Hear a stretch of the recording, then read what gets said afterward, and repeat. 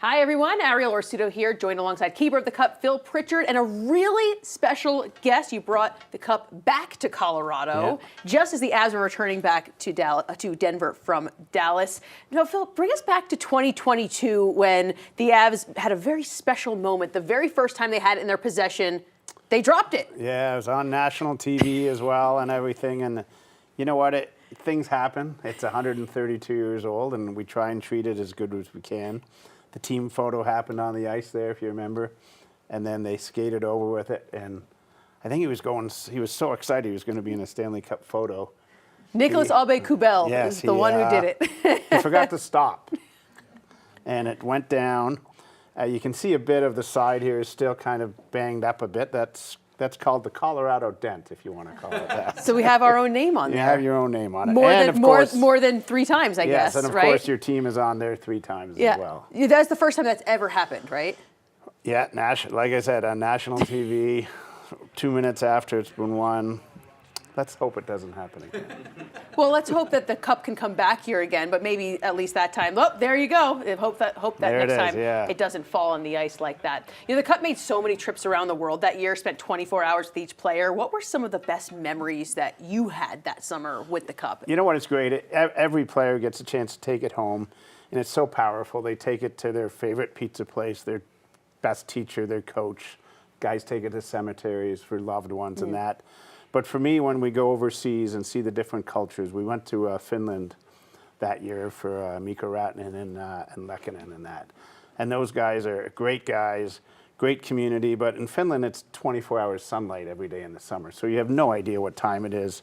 They're into the sauna parties. They're outside and everything. And it was a great moment in Finland for the 2 guys to bring it home. And you got this Cup got to take a nice little sauna bath? Just shortly, because it's so hot in there, it'll start melting the silver. So they did get the photos and that, but it got out, and we enjoyed the rest of the day with them.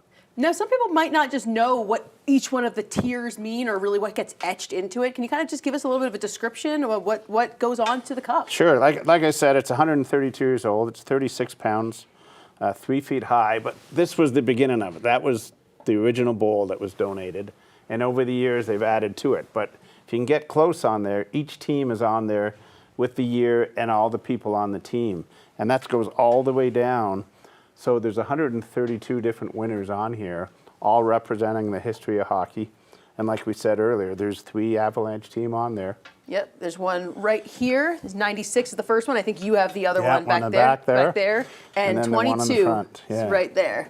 It's incredible. Really, really cool. Really cool that they're all here. It'd be good on the mantelpiece, wouldn't it? Yeah, I'll take it that way. Yeah, absolutely. Well, thank you so much. Can we? Absolutely. Come on in. Do you know how many people are behind the camera right now? They want to get a look at it. Go on in. You have such a cool job. You know that? I'm going to say really far back, though, because of the superstition. Of course, you don't want to touch it, right?